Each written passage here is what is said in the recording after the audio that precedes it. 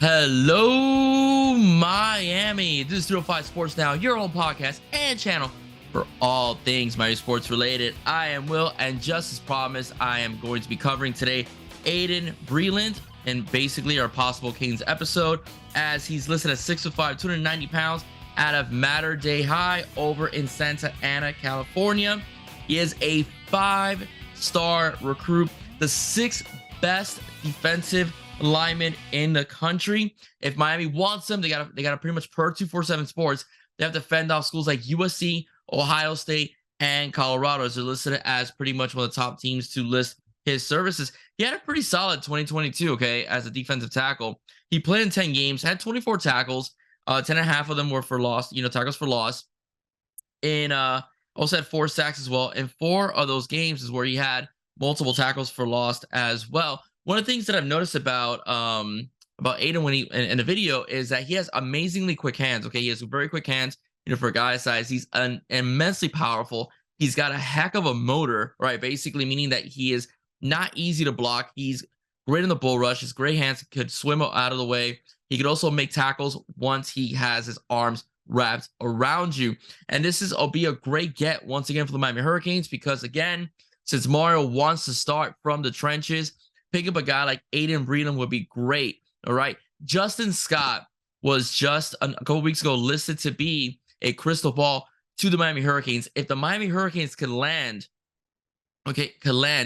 another defensive tackle, all right, and they're also in the mix for David Stone as well. If they could land 2 of those guys, it will be one of the most dominant defensive lines on paper the Miami Hurricanes will have in a very long time, because Miami will be very set for at least 3 years in the interior position of the tackle position at the defensive line. And we already know that we have beast edge rushers, okay? Ruben Bain is sick. Okay, you have Jaden Wayne as well. You have Cyrus Moss as well. You have Najee Kelly as well. The linebackers that are coming in, the young guys, could all blitz and go after the quarterback. So it's going to be a pretty much hell, for whoever is, under center for the opposing team, in the near future, if the Hurricanes, could put all the pieces together. And why not? Basically, have a buddy next to you, all right, like a David Stone or a Justin Scott, that could wreak havoc for you. So I don't see why the Canes can't land a guy like Aydin Breland. He was here in March 4th. The visit went well, as well, from what we've heard. Again, it's very difficult to not enjoy a visit when you have a Hall of Fame, defensive line coach like Jason Taylor giving you pointers and so on how to better improve yourself as a player. Plus, Joe Salavea is a very, very well-respected defensive line coach as well. So you have the best of both worlds if you come to the University of Miami. And you know very well the University of Miami is also investing in, its football program. So you're going to be very successful, I believe, in the near future. Mario Cristobal has put guys in the NFL. So I do think, getting these defensive tackles coming in, and we know how Mario Cristobal values, that position in particular, aside from his offensive lineman as well, but he loves those big guys, in the trenches as well on defense. Why not join a team like this? Okay, USC is also trying to build something, but I think, with the Miami Hurricanes, he has a great shot because of the fact that, he's got a Hall of Famer, pretty much coaching him. So I think that gives Miami a bit of an edge.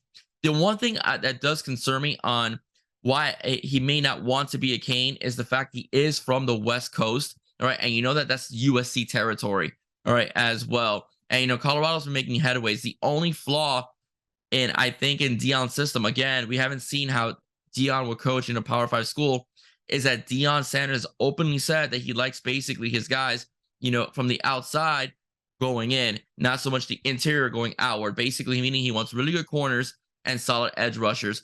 So that is something that I think could deter, some top defensive linemen wanting to go to the University of Colorado, at least, in the beginning, So that's why I think, where Breland may not want to go to Colorado. I see USC as a major favorite because USC is trying to build, in the interior as well. And of course, you have Ohio State in the mix. Ohio State has been to the Final Four for a very long time. So that's the thing about the West Coast, could be very attractive to Breland. But I do think, the Miami Hurricanes have put a good package together, have put, a good presentation. Mario is a relentless recruiter, as we know, as we all know, because it's in his reputation, expects the same thing out of his coaches. So his coaches, especially this time, have bought in. So if Aydin Breland does become a Miami Hurricane, I will not be shocked.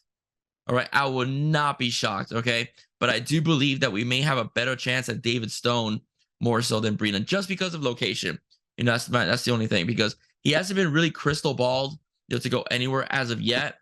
But 247 Sports does have him very warm to the Canes.